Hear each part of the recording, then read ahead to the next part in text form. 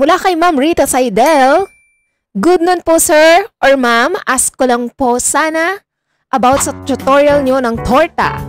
Na-mention nyo po doon ng white rose lemon flavoring. Gusto ko po kasi siya dito itry, baka pumatok din. Kaso, di siya available dito sa area namin. Meron po kaya sa Shopee, pero small bottle. Pwede rin po ba Nico brand sir? Thank you. Okay, thank you Mama Rita Saidel ng Iloilo. Ito ay talagang lubos ang tiwala to sa ating mga recipe at tutorial. Okay ma'am.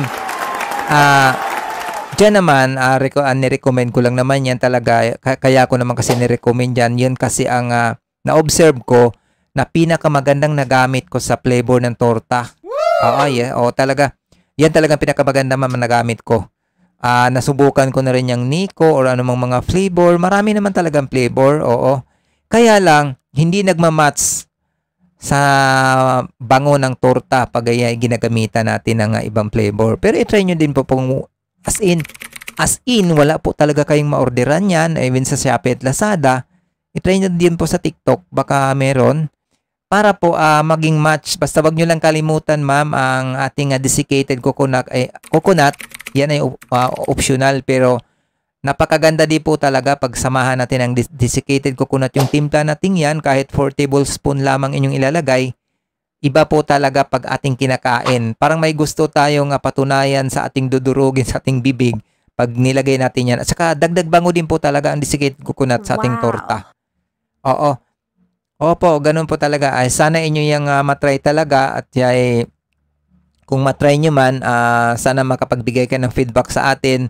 Kung sana magiging patok din yan dyan sa inyong lugar ang ating trending topic of the night. Okay. Sa ating live, yung torta talaga. Matagal-tagal din po yan bago nawala ng ating live niyan sa ating yung torta topics natin.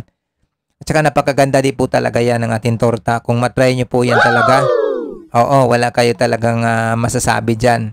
Bukod na low ingredients, talaga naman pong subok na po talaga yan na ilang taon ko na po yung ginagamit, yung recipe yan. Okay po ma'am. Maraming salamat ma'am sa inyong tiwala sa Learn Baking with Zay sa ating mga baking tutorial recipes. Okay. So for more baking content, follow for more.